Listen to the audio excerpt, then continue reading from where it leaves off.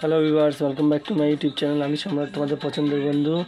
দেখো, আজকে প্রতিবারের মতন নতুন কিছু নিয়ে চলে এসেছি। এটা একটা TDA 7297 আইসির উপরে, যেটা কিনা আমি প্রথম থেকে সব কিছু সেট করে নিয়েছি। ভিতরকার সেকশন দেখো, এটা ডিক্সার ব্যাস্টেবল দিয়ে তৈরি করা হয়েছে। আর এই যে 7297 আইসি সহ টোটাল সেটিং, এটা খুবই খারাপ অবস্থা ছিল, পার্টি যেটা দিয়েছিল, তো সেটাকে আপডেট করে করা হয়েছে। এবং এটা সাউন্ড টেস্টিং দেখে নেব আমরা।